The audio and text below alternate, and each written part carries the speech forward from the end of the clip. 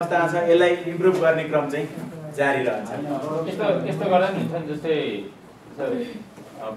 क्याम्पमा कुनै समाचारहरू आउँछ त्यो नेपाली टिभीहरूबाट अथवा भुटानमा भएको समाचारहरू हामी भुट्ने सम्बन्धित समाचारहरू आयो भने त्यो समाचारहरू राख्नु मिल्दैन?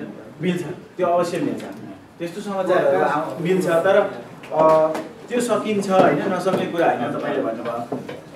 तर के छ भन्नु होला भनेदेखि अघि भने जस्तै मैले चाहिँ त्यो दिन नसुन्न नि समाचार होइन, हामी सबैको इनपुट चाहिँ हुनुपर्छ त्यसको लागि। यस्तो समाचार आयो लौ राखौँ भन्दा चाहिँ डकुमेन्ट आउने बित्तिकै चाहिँ भइहाल्छ।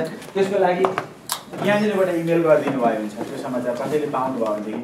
किनभनेदेखि अब दिनभरि काम गरेर आइएन बेलुका के भयो भन्दा हामी टिभी खोलेर समाचार नहेर्न सक्छौँ अथवा वेबसाइट नपढ्न सक्छौँ, पुलिसले हेर्दैन होला त्यो दिन होइन। कहिलेकाहीँ त्यसरी हामी पछाडि पर्छौँ, समाचार पुरानो भइसकेको हुन्छ भन्नुहोस् न। हजुर हजुर डोनेसन आउँदैन वास्तवमा। भेरी ट्रुली स्पिकिङ है, हामीसँग अहिलेसम्म यो बटनबाट थिचेर डोनेसन भएको भनेको $105। $105 $5 पहिलेबाट हाम्रो गोविन्दजीले हो $5 उहाँले पहिले ट्रायलको रूपमा गर्नुभएको थियो। अनि त्यसपछि अहिले हाम्रो यो कार्यक्रमको लागि हामीले यसबाटै प्रयास गरौँ न भन्दा चाहिँ $100 दुईजनाले गऱ्यौँ। त्यसो हुँदाखेरि जम्मा जम्मी $105 यो बटनभित्रबाट हामी कहाँमा आएको भनेको अहिलेसम्म त्यति नै हो। त्यसको अपडेट हेर्न मिल्छ, कहिलेदेखि अकाउन्ट खोलियो होइन, अकाउन्ट कुन अवस्थामा छ, के भयो सबै डाटा हेर्न मिल्ने अवस्थाको हुन्छ। अहिलेसम्म हामीसँग $105, त्यसमा पनि ट्याक्स काटिन्छ होइन। $105 कमाइ हुँदा कति काटिँदो रहेछ भन्दाखेरि त्यस्तै $4 जति काट्यो। $4 जति काट्यो र हामीसँग $101 छ। त्यो चाहिँ फेडरल गभर्मेन्टले लान्छ, स्टेट गभर्मेन्टले लाँदैन त्यो होइन, फेडरल गभर्मेन्ट। यो डोनेट गरेको यसमा चाहिँ हामी के हिसाबले यो डोनेट यस्तो हुन्छ कसरी फेडरलले त्योभन्दा अलिकति फरक। सुन्नुहोस्, म तपाईँको आन्सर क्लियर गरिदिन्छु। यो चाहिँ इन्कमको रूपमा लिन्छ, इन्डिभिजुअल इन्कमको रूपमा अघि भने जस्तै। अर्थात् तपाईँले यसको डिटेलको लागि चाहिँ पेपालको वेबसाइट भिजिट गर्नुभयो भने थाहा पाउनुहुन्छ। यो पेपल भनेको सबैभन्दा बढी अमेरिका, इङ्ल्यान्ड र अस्ट्रेलियामा चलेको बिजनेस गर्ने मान्छेहरूको साइट हो होइन। यो यसको लागि त्यहाँ गइसकेपछि तपाईँले एउटा 300-400 पेजको एउटा किताब छ, डाउनलोड गरेर हेर्नुभयो भने त्यसमा सबै सानो सानो तपाईँको क्वेसनको आन्सर देखिएको छ। र तपाईँले भनेको अहिले चाहिँ यो हाम्रो individual account with no social security भएकोले गर्दाखेरि उसले तुरुन्त काटिहाल्छ। हामीलाई जति त्यो केही पर्दैन, हामीलाई अन्तिममा केही गर्नु पर्दैन, हामीलाई जति बाँकी रहन्छ त्यो पैसा दिन्छ। अझै कोसँग भन्ने थाहा हुँदैन, कसले पैसा पकाउँदैछ भन्ने कुरो थाहा भएन होइन। तर उसले चाहिँ त्यो कमाइ भएबाट उसले आफ्नो काम चाहिँ गरि नै रहन्छ। किनभने यहाँ त मान्छे नभए पनि पैसा चाहिँ लाँदो रहेछ ट्याक्सको रूपमा चाहिँ भन्ने कुरो पहिला सर। त्यो अब 501c स्ट्याटस प्राप्त भएपछि चाहिँ ट्याक्स एक्जाम्सन त्यतिखेर भनेको यो हाम्रो अकाउन्टलाई होइन अर्गनाइजेसनको डाटामा कन्भर्ट गरिसकेपछि, इन्फर्मेसन्सहरू चाहिँ अर्गनाइजेसनमा लगिसकेपछि उनीहरूले अब त्यो अर्गनाइजेसनको स्ट्याटस हेर्छ र अनि त्यसपछि काटिने हो नकाटिने हो आफै डिटरमाइन गरिहाल्छ। केही पनि पर्दैन, हामीले अर्गनाइजेसनको रेजिस्ट्रेसन नम्बर होइन, अर्गनाइजेसनको इन्फर्मेसन मात्र अपडेट गरेपछि त्यसपछि डोनेट गर्नुहोस् देखिहाल्छ आफै। त्यस्तो सिस्टम छ। इन्टरटेनमेन्टको हिसाबले नलिएर एज अ अर्गनाइजेसनल वेबसाइटमा पनि लाइक अब भुटानतिरको न्युजहरू भयो, यहाँका न्युजहरू अब लाइक इन्टरटेनमेन्ट नभइकन त्यस्ता न्युजहरू हाल्नको लागि चाहिँ डोमेन ठुलो हुनुपर्छ। डोमेन ठुलो हुनुपर्छ त्यसको लागि। त्यसलाई चाहिँ अब यो गर्नको लागि अब त्यस्तै हो हुन चाहिँ होइन।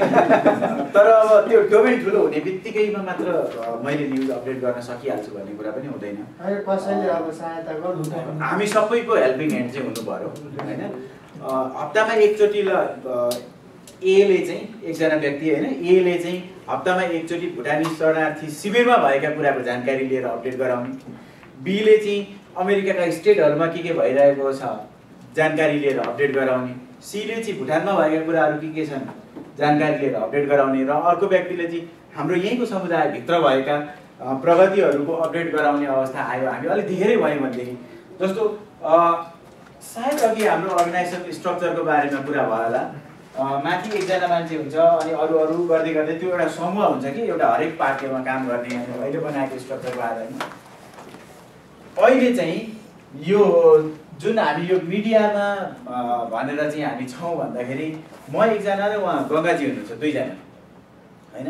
हामी यसरी समूह यसमै काम गर्ने अलिकति बढाउन सक्यौँ भनेदेखि यो अपडेट अवश्य हुन्छ। हामीले जस्तो सोचेका छौँ त्यस्तो आउटपुट आउनेछ। गोविन्दजी अगाडि बढौँ। अब यहाँ त केही पनि छैन, यहाँ भिडियो हेर्ने ठाउँ, कार्यक्रम भयो भने भिडियो हेर्ने ठाउँ।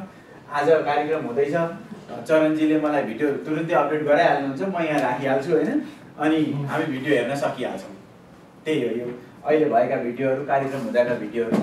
तर यो पछि चाहिँ के छ भन्नु होला भनेदेखि मैले सोचिरहेको थिएँ फोटो र भिडियो एकै ठाउँमा राख्छु होला अलिक पछि चाहिँ, किनभने हामीलाई अरू के अब आज यति कुरा भइसकेपछि पक्कै पनि सजेसनहरू आउँछन् र मैले पेज अलिकति बढी थप्नुपर्ने अवस्था आयो भने फोटो र भिडियोलाई सँगै राखेर यसलाई कुनै अर्को नयाँ पेज राख्नुपर्ने हो कि भन्ने मेरो सोचाइ छ। त्यसो पनि गर्न सकिन्छ। भन्नुहोस्। यो लिटररी पार्ट छ कि छैन? एड्रेस गर्नुपर्ने यो भिडियोलाई छैन, के पनि छैन अहिले।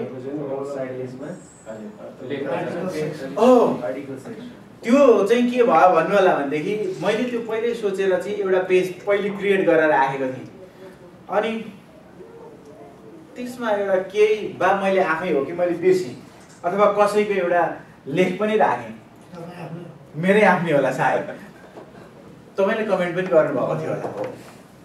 अनि के भयो भनेदेखि मैले त्यहाँ भनेको थिएँ होइन, यो चाहिँ हाम्रै पृष्ठ हो, यहाँनिर चाहिँ अब तपाईँहरूकै रचनाहरूलाई चाहिँ अपडेट गर्ने ठाउँ हो, दुवै भाषामा लेख्नुहोस्, मलाई इमेल गरिदिनुहोस्, अपडेट हुन्छ भन्ने खालको कुरा लेखिएको थियो।